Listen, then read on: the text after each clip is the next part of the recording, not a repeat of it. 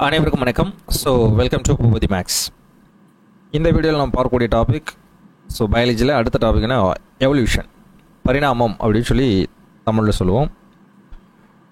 இந்த பரிணாமம் டாப்பிக்கும் ஜெனட்டிக் டாபிக்ஸுக்கும் எப்படி இருக்கும்னா ஓரளவு கோரிலேஷன் மாதிரி தான். ஸோ ஈஸியாக தான் இருக்கும், ரெண்டுக்கும் அது கண்டினியூட்டி மாதிரி இருக்கும். சரிங்களா? ஸோ அந்தளவுக்கு முக்கியமான ஒரு டாபிக் தான். இப்போ எவல்யூஷனை பொறுத்தளவு மேஜர் கொஸ்டின் அப்படின்னு பார்த்தோன்னா ஃபாதர் ஆஃப் எவல்யூஷன் இந்த மாதிரி இருக்கக்கூடிய கொஸ்டின்ஸ் தான் அதிகமாக கேட்பாங்க. பார்க்கல தென் அதனுடைய ப்ராப்பர்ட்டிஸ் எல்லாத்தையுமே நம்ம வந்து அனலைஸ் பண்ணோம் அப்படின்னா ஈஸியாக நம்மளுக்கு இந்த டாபிக் புரிஞ்சிடும். எவல்யூஷன் அப்படின்னா வாட்ஸ் த மீனிங் அப்படின்னு பார்க்கும்போது gradual change of living organism அப்படின்னு சொல்லலாம். அதாவது உயிரினங்களில் ஏற்படக்கூடிய மெதுவான மாற்றம்.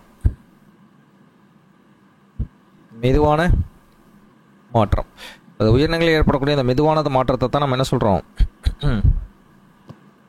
எவல்யூஷன் அப்படின்னு சொல்கிறோம். Actually evolution that word is derived from A Latin word. So Latin மொழி சொல்லிருந்து தோன்றியதாக இருக்கும். அடுத்து வந்து ஃபாதர் ஆஃப் எவல்யூஷன் அப்படின்னு நம்ம எடுத்துக்கிட்டோம்னா ஃபாதர் ஆஃப் எவல்யூஷன், பரிணாமத்தின் தந்தை என்று அழைக்கப்படுவர் யார் அப்படின்னு எடுத்துக்கிட்டோம்னா சார்லஸ் டார்வின். சரிங்களா? சார்லஸ் டார்வின் அவர்கள் தான் ரொம்ப முக்கியமான ஒரு அறிஞர் அப்படின்னு நம்ம சொல்லலாம், சார்லஸ் டார்வின் அவர்களை. இவர் தான் வந்து நேச்சுரல் செலெக்ஷன் தியரி அப்படின்னு சொல்லக்கூடிய இயற்கை தேர்வு கோட்பாட்டை கூறியவர். Natural selection theory. சரிங்களா? இயற்கை தேர்வு கோட்பாடு. அட் த சேம் டைம் பார்த்தோம் அப்படின்னா survival of the fittest theory. சரிங்களா? இந்த மாதிரி தியரிஸை சொன்னது இவர் தான்.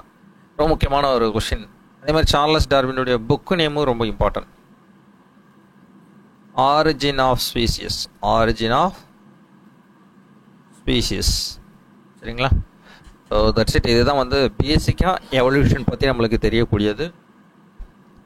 அடுத்து ஃபர்தராக இதில் எப்படியெல்லாம் கொஷின்ஸ் கேட்பாங்க, கொஷின்ஸ் எப்படி இருக்குது அப்படிங்கிறத வாங்க பார்க்கலாம். சரியா? ரைட். த ஃபர்ஸ்ட் கொஷின் பார்க்கலாம். What are the organ similar in basic structure? நல்லா கவனிச்சுக்கணும். ஸ்ட்ரக்சர், ஷேப்பு இதெல்லாம் வந்து சிமிலராக இருக்கும்.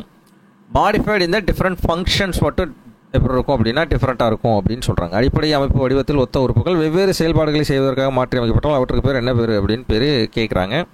ஓகேங்களா?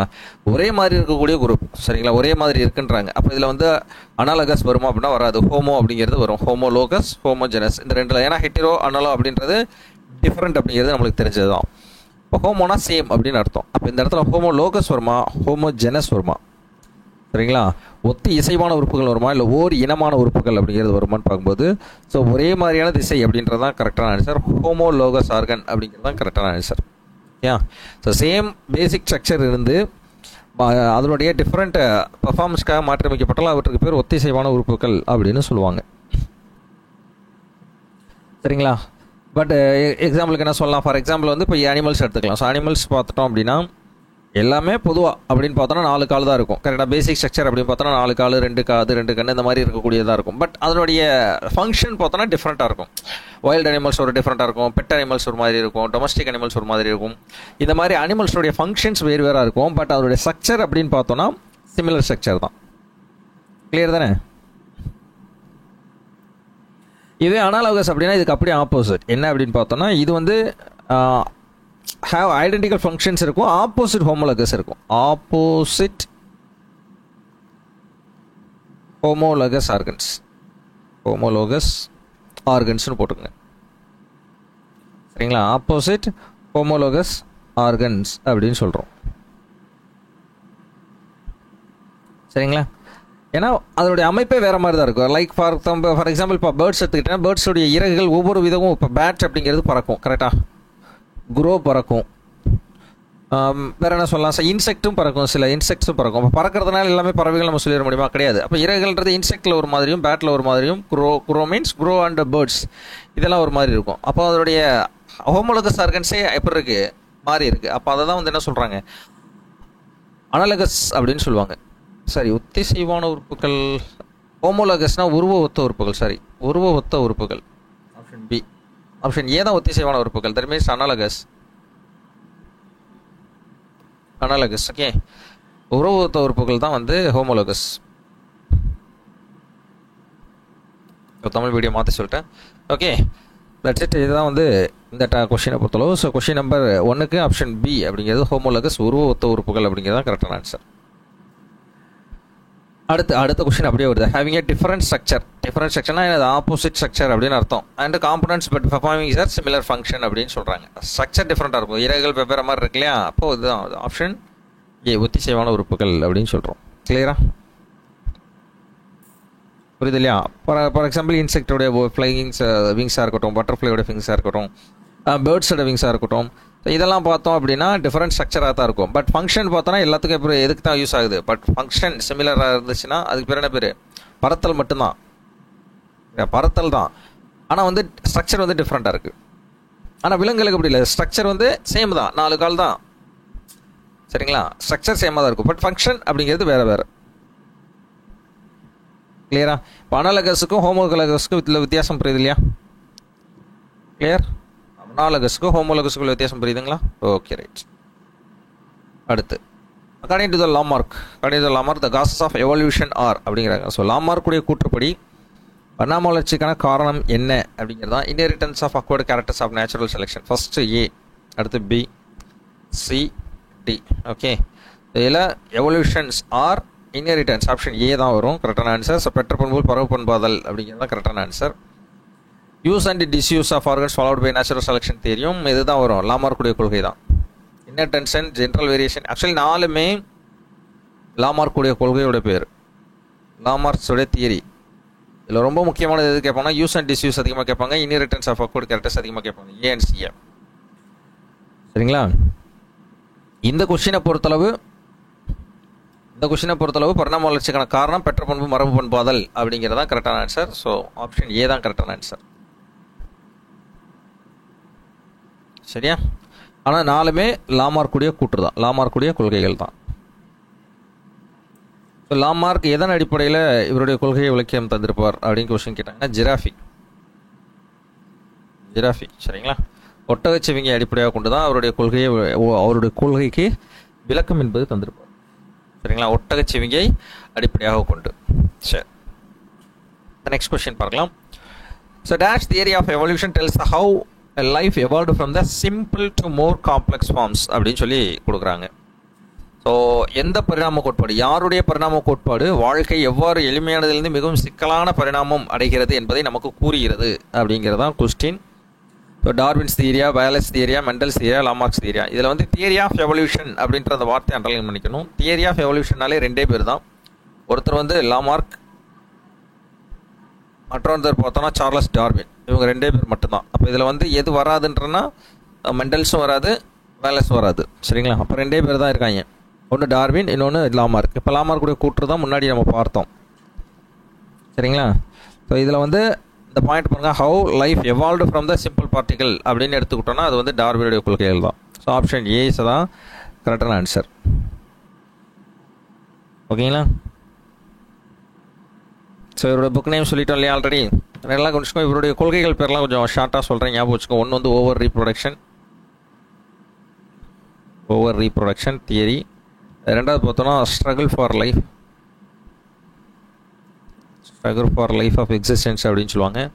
Third one is variation. Fourth one is survival of the fittest.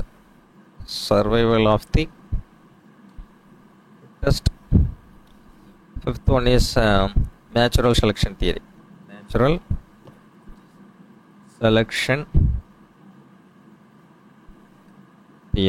சரிங்களா? இதுதான் வந்து டார்வின்ஸ் தியரி, சார்லஸ் டார்வினுடைய தியரி. கிளியரா? இதில் லாஸ்ட் ரவுண்டு அதிகமாக கேட்பாங்க.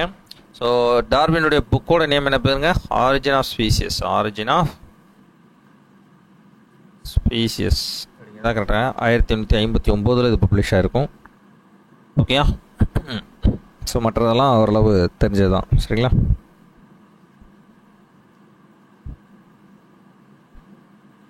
ஆல்பர்ட் ரசல் வேலஸ் இருக்காங்க இல்லையா, வேலஸ் அப்படிங்கிறது டார்வினுடைய கொள்கைகளோடு சேர்ந்து என்னது வெளியிட்டப்பட்டது தான். பட் இவர்தும் தியரி ஆஃப் எவல்யூஷன் தான். ஆனால் டார்வினோட தியரியோட சேர்ந்து வெளியிடப்பட்டதாக இருக்கும். மெண்டல்ஸ்ன்றது டாப்பிக்லேயே வர மாட்டார், பிகாஸ் அது ஃபுல்லாமே மெண்டல்ஸ் யார், father of genetics, father of ஜெனட்டிக்ஸில் வரக்கூடியது. ஓகேங்களா? ஸோ லமார்க்கும் தியரி ஆஃப் எவல்யூஷனை சொன்னவர் தான் ஆல்ரெடி முந்தைய கொஸ்டின் நம்ம பார்த்தோம். ஓகே, ஸோ இந்த கொஸ்டினுக்குரிய ஆன்சர் என்ன? ஆப்ஷன் ஏ, டார்வினுடைய கொள்கை, டார்வினுடைய பரிணாம கோட்பாடு அப்படிங்கிறதான் கரெக்டான ஆன்சர். சரி, நெக்ஸ்ட் கொஸ்டின்.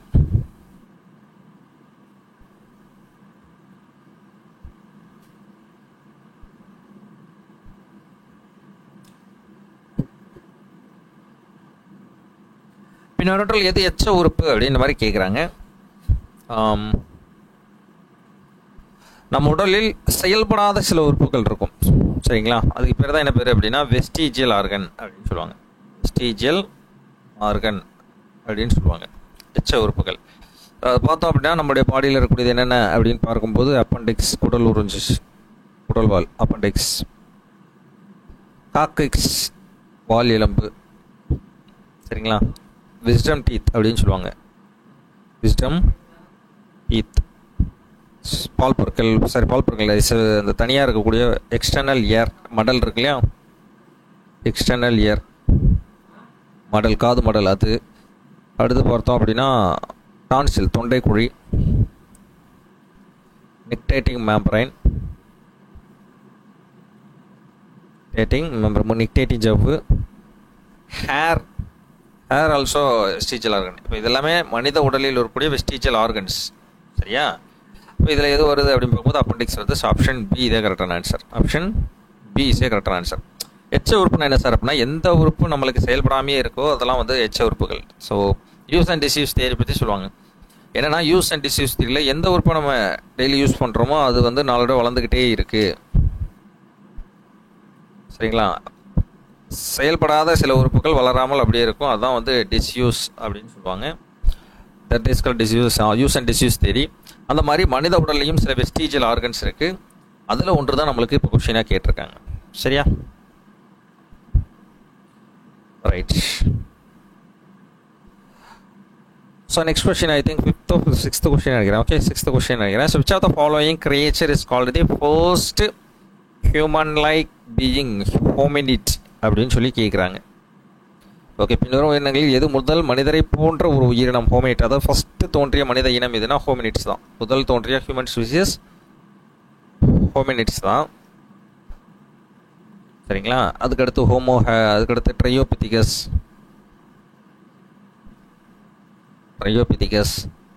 அஸ்ட்ரோலோபித்திகஸ் இதெல்லாம் வந்து குரங்கினங்கள். அது ஹியூமன் மாதிரி இருக்கக்கூடியது பார்த்தோம் அப்படின்னா ஹோமோ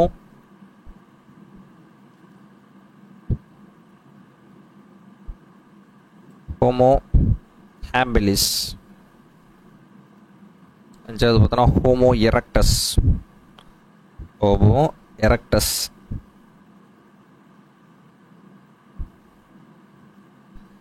சிக்ஸ்த் ஒன் பார்த்தோன்னா நியாண்டர்தல்.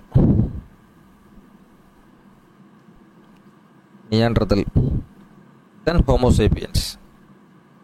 இப்போ தான் நம்மளுடைய பேர் வந்து ஹோமோசேப்பியன்ஸ். ஆனால் இங்கே என்ன கேட்குறாங்கன்னா first human like being hominid எதுன்னு கேட்குறாங்க. ஹியூமன் லைக் அப்படின்னா மனிதனை போன்ற இருக்குது அப்படின்னு பார்த்தோன்னா சரி, இது நவீன மனிதன். ஹோமோசேப்பியன்ஸ்ன்றது ஹோமோ ஹேபிலிஸ் தான் கரெக்டான ஆன்சர். ஏன்னா ஹோமோசேப்பியன்ஸ்ன்றது மாடர்ன் ஹியூமன், இப்போ நம்மளுடைய பேர் மாடர்ன் ஹியூமன், நவீன மனிதனுடைய பேர், சரிங்களா? நவீன மனிதனுடைய பேர் தான் ஹோமோசேப்பியன்ஸ் அப்படின்னு சொல்லக்கூடியது. அதேமாதிரி இந்த வரிசை முறை தெரிஞ்சு வச்சுக்கணும். Hominids, ட்ரையோபித்திகஸ், அஸ்ட்ரோலோபித்திகஸ், homo habilis, homo erectus, Neanderthal, அதுக்கடுத்து தான் ஹோமோசேப்பியன்ஸ், சரிங்களா?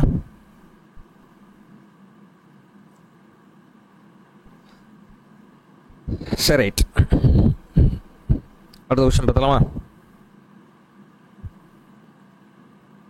The next question, the system of binomial nomenclature was given by அப்படின்னு கேட்டாங்கன்னா கரோலஸ் லின்னேயஸ் தான். was given by அப்படின்னு எடுத்துக்கிட்டோன்னா ஆக்சுவலி எக்ஸாக்டாக பண்ணால் பைனாமியல் நாமென்க்ளேச்சரை முதல்ல கூறியவர் யாருன்னு பார்த்தோன்னா காஸ்பர்டு பாகின் அப்படின்னு சொல்லக்கூடிய ஒரு அறிஞர் தான். காஸ்பர்டு பாகின் இவர் தான் வந்து இன்ட்ரடியூஸ் பண்ணவர், அதை எக்ஸிக்யூட் பண்ணவர் தான், சரியா? அதை எக்ஸிக்யூட் பண்ணவர் தான் யார் அப்படின்னு பார்த்தோன்னா இவர் நம்ம கரோலஸ் லின்னேயஸ். நடைமுறைப்படுத்தியவர் லின்னேயஸ். இப்படி தான் வரணும் ஆக்சுவலி. ஆனால் கொஸ்டினில் ஃபர்ஸ்ட் கிவன் பைன் தான் கொடுத்துருக்காங்க. அதனால் ஆன்சர் வந்து கரோலஸ் லின்னேயஸ். சப்போஸ் காஸ்பல் பாகின் இருந்துச்சுன்னா காஸ்பல் பாகின் தான் ஆன்சர் வரும். ஏன்னா அவர் தான் இன்ட்ரடியூஸ் பண்ணியிருப்பார். அதை நடைமுறை கொண்டு வந்தவர் தான் யார்? இந்த கரோலஸ் லின்னேயஸ் அவர்கள். பைனாமியல் நாமென்க்ளேச்சர்னா புரியுது இல்லையா? ஃபார் எக்ஸாம்பிள் ஒரைசா சட்டைவா அப்படின்னு நம்ம எடுத்துக்கிட்டோம்னா, ஃபார் எக்ஸாம்பிளுக்கு சொல்கிறேன், எந்த ஒரு சொல்லாக இருந்தாலும் சரி, எந்த ஒரு அறிவியல் பேராக இருந்தாலும், எந்த ஒரு சயின்டிஃபிக் நேமாக இருந்தாலும், அது எல்லாமே ரெண்டு சொல்லு தான் இருக்கும். The first word indicate the genus, பேரினத்தையும், சட்டைவாஸ் இட் இண்டிகேட் தி ஸ்பீஷஸ், சிற்றினத்தையும் குறிக்கும். சரிங்களா? இந்த இருபெயர் முறையை எக்ஸிக்யூட் பண்ணவர் தான் Carolus Linnaeus. Introduced by Gaspard Bauhin. Introduced by Gaspard Bauhin. Okay, so அடுத்து பார்த்தோம் அப்படின்னா, இதுவரை புரியுதுங்களா? சார்லஸ் டார்வின் ஆல்வேஸ் தெரியும். தாமஸ் ஹக்ஸ்லியே பயோஜெனிசிஸ் தியரி, உயிர் பிறப்பு கோட்பாட்டை கூறியவர், biogenesis theory. Okay, Charles Darwin பற்றி ஆல்ரெடி தெரியும். சார்லஸ் டார்வின் தான் ஃபாதர் ஆஃப் எவல்யூஷன் நம்மளும் சொல்லுவோம். அப்போ இந்த கொஸ்டினுக்குரிய answer option A, Carolus Linnaeus. அவர் தான் பைனாமியல் நாமென்க்ளேச்சரை கிவன் பண்ணவர், கொடுத்தவர். Right, next question. தான் எக்ஸாம்பிள் ஆஃப் ஹோமோலோகஸ் ஆர்கன்ஸ். ஹோமோலோகஸ்னா என்ன அர்த்தம்? சேம் சிமிலர் ஸ்ட்ரக்சராக டிஃப்ரெண்ட் ஃபங்க்ஷனாக இருக்கும். அதான் ஹோமோலோகஸ் சீரியஸ். அப்போ அது என்ன வரும்? Our arm movement dogs 4 legs. நம்மளுடைய ஆர்ம்ஸும் நமது கையும் நாயினுடைய முன்னங்கால்களும் அப்படின்றாங்க. Our teeth and elephant's tusk, அதாவது அதனுடைய தந்தங்கள். Potato and runner of grass, புடலைக்கிழங்கு மற்றும் புற்களில் ஓடுபவை. ரன்னர்ஸ் ஆஃப் கிராஸா? பொட்டேட்டோ. யா,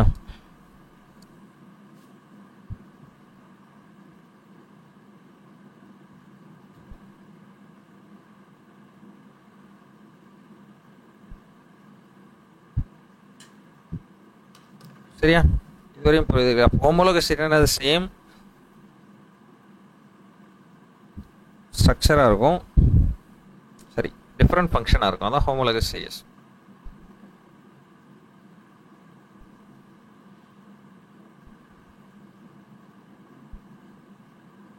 சரி, ரைட். நெக்ஸ்ட் வந்து பார்த்தோன்னா, அப்போ இதில் என்ன ஆன்சர் வரும் அப்படின்னு பார்த்தா எல்லாமே தான் வரும். Potato and runners of the grass. Okay, கரெக்டாக. இப்போ ஆல் ஆஃப் தி அபோவ், மேலே உள்ள அனைத்துமே உருவத்த உறுப்புகளுக்கு ஒரு உதாரணமாகத்தான் சொல்கிறாங்க. சரியா? Right, next question. I think இது 8th கொஸ்டின் நினைக்கிறேன். அடுத்து பார்க்குறது 9th question. Arrange the following geological period of earth from the oldest to newest அப்படின்னு சொல்லி கொடுத்துட்றாங்க. ஆக்சுவலி எராஸ் ஃபஸ்ட்டு வந்து பார்த்தோன்னா, அந்த ஜியாலஜிக்கல் பீரியட்ஸை வந்து ஃபஸ்ட்டு பெருங்காலம் அப்படின்னு சொன்னோன்னா, பெருங்காலத்துக்கு முன்னாடி சகாப்தம்னு சொல்லுவாங்க. அதுக்கு பேர் இயான்ஸ்னு பேர். இயான்ஸுக்கு அடுத்து தான் நம்மளுக்கு வந்து எரா அப்படின்னு பிரிப்பாங்க. எராவுக்கு அப்புறம் தான் பீரியட்ஸ் அப்படிங்கிறது வரும். சரிங்களா? சகாப்தம், அதுக்கடுத்து பெருங்காலம், அதுக்கடுத்து காலங்கள். சரியா? அப்படி பார்க்கும்போது 3 வகையான எராஸ் இருக்கும். ஒன்று பாலியோசோயிக் எரா, பாலியோசோயிக் பெருங்காலம். ரெண்டாவது பார்த்தோம் அப்படின்னா மீசோசோயிக் பெருங்காலம், மீசோசோயிக் எரா. மூன்றாவது சீனோசோயிக் எரா. அப்படி சொல்லி 3 வகையான பெருங்காலங்கள் இருக்கு. அதில் இருக்கக்கூடிய இப்போ பாலியோசோயிக்கில் 7 ஸ்டேஜ் இருக்கும், மீசோசோயிக்கில் 3 ஸ்டேஜ் இருக்கும், சீனோசோயிக்கில் 2 ஸ்டேஜ் இருக்கும். சரியா? அந்த ஸ்டேஜஸை தான் இங்கே கொடுத்து வச்சுருக்காங்க. Triassic period. இப்போ ட்ரையாசிக் பீரியட்லாம் வந்து மீசோசோயிக்கில் வரக்கூடியது. ஓகே, அப்படி வரிசைப்படுத்துகிறோம் அப்படின்னா ஆப்ஷன் லாஸ்ட் ஆப்ஷன் டி தான் கரெக்டான answer. So first one Cambrian period, ரெண்டாவது கார்பினோஃபரஸ் பீரியட், மூணாவது பெர்மியன் பீரியட், நான்காவது ட்ரையாசிக், அஞ்சாவது குவாட்டர்னரி. ஏன் சொல்கிறேன்னா, இந்த கார்பினிஃபரஸ், கேம்பிரியன், பெர்மியம் இதெல்லாம் வந்து பேலியோசோயிக்கில் வந்துடும். சரிங்களா? ட்ரையாசிக்ன்றது மீசோசோயிக்கில் வந்துடும். லாஸ்ட்டாக குவாட்டர்னரி பீரியடுன்ற அப்படின்றது சீனோசோயிக்கில் வரும். சரியா? அப்போ நம்ம தான் ஆப்ஷன் டி தான் கரெக்டான answer. Option D, that means CBEAD அப்படிங்கிறது தான் கரெக்டான ஆன்சர். புரியுதுங்களா? I think last question. So which of these are analogous organs அப்படி கேட்குறேன். அனாலகஸ்னால் என்னங்க, ஸ்ட்ரக்சர் டிஃப்ரெண்ட்டாக இருக்கும், பட் ஃபங்க்ஷன் வந்து ஒரே மாதிரி தான். இப்போது ஸ்ட்ரக்சர் விங்ஸ் வந்து டிஃப்ரெண்ட் ஸ்ட்ரக்சரில் இருக்குது, ஆனால் ஃபங்க்ஷன் என்ன, ஒரே மாதிரி பறத்தல் தான். அப்படின்னு பார்க்கும்போது ஆன்சர் அதிலே இருக்குது. Wings of the insects and feather of birds, பறவைகளின் இறகுகள் மற்றும் இறக்கைகள். ஆப்ஷன் ஏ தான் கரெக்டான ஆன்சர். ரொம்ப ஈஸியான ஒரு கொஸ்டின். சரிங்களா? அப்போ அனாலகஸ் சீரியஸுக்கும் ஹோமோலகஸ் சீரியஸுக்கும் உள்ள வித்தியாசம் தெளிவாக புரிஞ்சுக்கணும். புரியுதுங்களா? So that's it. இதுதான் இந்த டாப்பிக்கில் இருக்கக்கூடிய கொஷின்ஸ். ஃபர்ஸ்ட் கொஷின் ஃபஸ்ட்லேருந்தோட ரிவிஷன் பண்ணிடலாம். ஸோ எவல்யூஷன் அப்படின்னா it's a gradual change of living organism. மெதுவான மாற்றம், உயிரினங்களில் ஏற்படக்கூடிய மெதுவான மாற்றத்தை தான் நம்ம வந்து எவல்யூஷன் அப்படின்னு நம்ம சொல்கிறோம். இவருடைய book name origin of species. சரி, ஃபாதர் ஆஃப் எவல்யூஷனை யார் சொல்லுவோம்? சார்லஸ் டார்வினை சொல்லுவோம். அவருடைய book name origin of species. அவருடைய கொள்கைகள் ரெண்டு ரொம்ப முக்கியமான கொள்கைகள். ஒன்று நேச்சுரல் செலெக்ஷன் தியரி, இன்னொன்று survival of the fittest theory. Similar structure different function homologous series. அதுவே சிமிலர் ஃபங்க்ஷன் டிஃப்ரெண்ட் ஸ்ட்ரக்சர் அப்படின்னா ஹோமோலகஸ் சீரியஸ். லாமார்க்கோட எவல்யூஷன் தியரி அப்படிங்கிறது இன்ஹெரிட்டன்ஸ் ஆஃப் அக்வர்டு கேரக்டரிஸ்டிக்ஸை சொல்கிறது. அடுத்த தியரி ஆஃப் எவல்யூஷன் அப்படிங்கிறதுல யார் வருவாங்க? Life evolved from a simple காம்ப்ளெக்ஸ்னால் அது டார்வினுடைய கொள்கைகள். அப்புறம் வந்து வெஸ்டிஜியல் ஆர்கானிக் எக்ஸாம்பிள் கேட்குறாங்க. Appendix, okay. So coccyx, wisdom teeth, external hair, காது மடலில் தான் சொல்கிறாங்க. டான்சில்ஸ், நிக்டேட்டிங் ஜெர்பு மற்றும் ஹேர். அடுத்து பார்த்தோன்னா ஹியூமனாய்டு. ஃபஸ்ட்டு ஹியூமனாய்டு ஹோமினிட் யார் அப்படின்னு பார்த்தோம் அப்படின்னா ஹோமோ ஹேபிலிஸ் அப்படின்னு சொல்லலாம். System of binomial nomenclature was given by Carolus Linnaeus but introduced by Gaspard Bauhin. அது எக்ஸிக்யூட்டட் பை தான் கரோலஸ் லினேயஸ் அப்படிங்கிறது கரெக்டாக சொல்லணும். எக்ஸாம்பிள் ஆஃப் ஹோமோலகஸ் ஆர்கன்ஸ் அப்படின்னா இங்கே இருக்கக்கூடிய எல்லாமே வந்துடும், all the above. So geological பீரியட்ஸை பொறுத்து வரிசைப்படுத்த சொல்கிறாங்க. அப்படி பார்க்கும்போது ஆப்ஷன் டி, சிபிஇஏடி அப்படிங்கிறது கரெக்டான answer. Which of these are analogous series? Analogous series என்று சொல்லக்கூடிய ஒத்த இசைவான உறுப்புகளுக்கு உதாரணம்னு பார்த்தோன்னா wings of the insects and birds அப்படின்னு சொல்லலாம். சரியா? Right, that's it. இதுதான் வந்து இந்த டாப்பிக்கில் இருக்கக்கூடிய கொஸ்டின்ஸ். ஏதாவது டவுட்ஸ் இருந்துச்சுன்னா தாராளமாக கேட்கலாம். வேறு ஏதாவது அடுத்த டாப்பிக்கில் நம்ம வந்து நெக்ஸ்ட்டு கொஸ்டின்ஸை நம்ம டிஸ்கஸ் பண்ண போகிறோம். ஓகே, ஒவ்வொரு நாளும் ஒவ்வொரு டாப்பிக்காக எடுத்து அனலைஸ் பண்ணிகிட்ருக்கோம். டெஃபினட்டாக இது கொண்டு உங்களுக்கு நல்லாவே யூஸ்ஃபுல்லாக இருக்கும். So all the very best. நல்லா படிங்க. Thank you. So see you next class and then bye bye.